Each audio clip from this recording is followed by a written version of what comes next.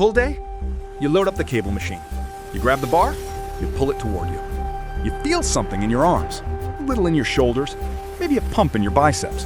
And you think, good back workout. It wasn't. You just did a bicep workout with a lot of unnecessary weight, and your back got almost nothing. This is why men train rows for years, and their back looks exactly the same. It's not the exercise. It's 5 specific errors happening in every single rep. Errors nobody ever corrected, because most trainers don't even see them. Fix all 5, and the row goes from a wasted movement to the single most powerful tool for building a thick, wide, dominant back. Stay with me, because the 3rd error is the one destroying your results. And it's completely invisible when you watch yourself in the mirror. Before we get into the errors, you need to understand something that most people who train back have never been told. Your back doesn't respond to pulling. It responds to specific positioning. Here's the mechanism. Your lats, the massive muscle that gives you width. Your rhomboids, the thick muscle that builds density between your shoulder blades. Your mid-traps, the muscle that creates that powerful shelf across your upper back. None of them fire properly unless your shoulder blades are in the right position before the pull even begins. Most men skip that completely. They load weight, they grab the bar, and they yank. The arms move, the weight moves, the back stays asleep. That's the trap. You feel fatigue. You confuse fatigue with stimulus. Your back never gets the signal to grow. 5 errors. Every single one costs you muscle. Let's go through them one by one. Error number 1, pulling with your arms first. The arm hijack. Watch any beginner do a seated cable row. The moment the weight moves, their arms fire immediately. Elbows shoot back first. The back drags along for the ride. This is the most common row error on earth. And it turns a back exercise into a bicep exercise with extra steps. Here's the anatomy. Your biceps are small. Your lats are massive. When your arms move first, the biceps take the initial load. They fatigue early, and your lats never get challenged enough to grow. The fix. Before you bend your elbows, pull your shoulder blades down and back. Think about tucking them into your back pockets. That scapular retraction happens first, then your elbows drive back. The difference in back activation is immediate and dramatic. 2 seconds of setup completely changes where the tension goes. That's the foundation. Everything else builds on it. Most people stop there. They add that one cue, they feel a little more back activation, and they assume they fixed the problem. They haven't. Because even with the right starting position, error number 2 is quietly stealing half your back stimulus on every single rep. Error 2, letting your elbows flare out. The flare that kills your lats. Look at how most men row. Elbows kicking out wide to the sides, almost at shoulder height. They pull the bar into their chest, proud of the range of motion, unaware that they just turned off their lats entirely. Here's the anatomy. Your lat muscle runs diagonally across your back, from your upper arm bone down to your lower spine and pelvis. Its primary function is to pull your elbow down and back, not out and back. When your elbows flare wide, you shift the load to your rear delts and upper traps. The lats disengage. The width builder switches off. The fix. Keep your elbows tight to your body. Drive them straight back like you're trying to touch them behind your torso, not out to the sides. On a cable row, think about driving your elbows into your back pockets.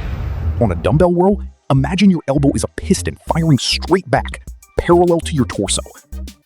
Tight elbows equals lat activation. Wide elbows equals lat shutdown. No exceptions. 2 errors fixed. Your shoulder blades are set. Your elbows are tight. You're pulling right. And you're still leaving the best part of every rep on the floor. This next error is the one that separates the men who have a wide back from the men who have a thick back, from the men who have both. And almost nobody talks about it. Error 3, skipping the full stretch at the start. the range of motion most men cut in half. Here's the truth about muscle growth. Research consistently shows that muscles grow most in the lengthened position, the stretched position, under load. The part of the movement where the muscle is longest and still fighting the weight is where a massive chunk of the growth signate comes from. For rows, that's the start of the rep. The moment right before you pull, when your arm is extended and your shoulder blade is protracted, pushed forward, reaching out toward the weight. Most men set up with their shoulder blades already retracted, already pulled back, already halfway done, and they rob themselves of the stretched position on every single rep. The fix. At the start of every rep, let your shoulder blades slide forward. Feel the stretch across your mid-back. Pause there for 1 full second. Then retract the blade. Then pull with your elbow. That full range, protraction to full retraction. This is where the lats and rhomboids get the complete stimulus they need to grow. Cutting the start of the row short is like doing a half squat and wondering why your legs don't grow. Earn the bottom of every rep. The growth lives there. 3 down, 2 to go. And error number 4 is the one that's been quietly building a posture problem you can't even see yet. It looks like good effort. It feels like intensity. And it's slowly pulling your shoulders out of position, 1 row at a time. Error 4. Using momentum and upper trap dominance. The shrug that steals your thickness. Load up a cable row. Go heavier than you should and watch what happens. Your torso swings backward. Your upper traps elevate. Your shoulders climb toward your ears. And you heave the weight in with every muscle, except the ones you're supposed to be training. This is ego rowing. And it's everywhere. The problem is twofold. First, when your upper traps dominate, your mid-traps and rhomboids, the muscles that build real back thickness, barely work. You're burning energy, creating fatigue, and getting almost no stimulus where it counts. Second, chronically overworking your upper traps And chronically underdeveloping your mid-traps pulls your shoulder girdle into a forward and upward position. Over time, it contributes to rounded shoulders and that upper crossed posture that makes men look weak even when they train.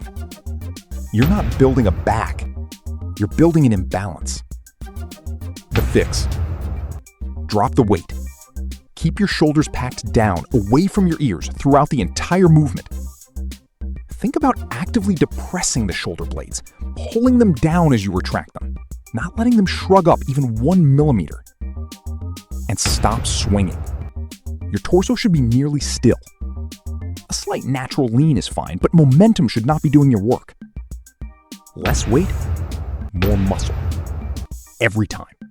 4 errors corrected. And this last one is the one most videos completely ignore because it doesn't look like a technique error. It looks like effort. It looks like you're working hard. But it is quietly costing you every ounce of back development you're trying to build. Pay attention. Error 5. No mind-muscle connection. Thinking about the weight. The mental error that makes all the others worse. Here's the uncomfortable truth. Your back is hard to feel. When you bench press, you feel your chest doing the work. When you curl, you feel your biceps contracting. When you row, most people feel everything but their back. Their arms, their forearms, their breathing, the weight in their hands. And when you can't feel a muscle, you subconsciously let other muscles take over. This is why rows feel productive, but the back never responds. The mechanism is real. Research on the mind-muscle connection shows that internal focus, actively thinking about the target muscle contracting, increases its activation during the movement. External focus, thinking about moving the weight, thinking about touching the bar to your stomach, thinking about the number of reps, reduces target muscle activation. You've been focused on the wrong thing for your entire training career. The fix. Before every set, touch the muscle you're about to train. Physically put your hand on your lat, or your mid-back? Feel it. Then, during the movement, think about that specific muscle contracting. Not about the weight, not about the rep, about the squeeze in that exact location. Use lighter weight, slow down the rep, pause at the peak contraction for a full second, and actively squeeze. That pause at the top, where your shoulder blades are fully retracted down and together, is where the back stimulus lives. Most men let the weight start moving back the moment they reach the end range, never staying in the contraction long enough to actually signal the muscle. Hold it, squeeze it, then release with control. That single change changes everything about how your back responds. Here's the entire corrected row, start to finish. Set up sitting tall or hinging forward. Shoulders packed down away from your ears. Let your shoulder blades slide forward into full protraction. Feel the stretch across your mid-back. Pause there 1 full second. Now, initiate. Pull the shoulder blade back and down first. Then drive your elbows straight back, tight to your body, parallel to your torso. At peak contraction, shoulder blades fully retracted and depressed. Pause 1 full second. Actively squeeze your mid-back together. Release with control. Let the blades slide forward again. Full stretch, full contraction, full rep. That is 1 row. How it should have been taught from the start. Programming section. Here's how to structure your rows for maximum back development. 2 rowing movements per pull session. 1 horizontal, 1 that emphasizes the stretch. Horizontal rows, cable rows, barbell bent over rows, chest supported rows, dumbbell rows. 3 to 4 sets per movement. 8 to 12 reps, close to failure on every set. Final set, all the way to true failure. The tempo rule. 2 seconds to let the weight out.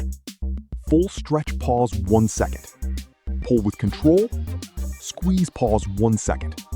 Repeat. No bouncing, no momentum, no rep counting before you've earned the stretch and the squeeze. Progression.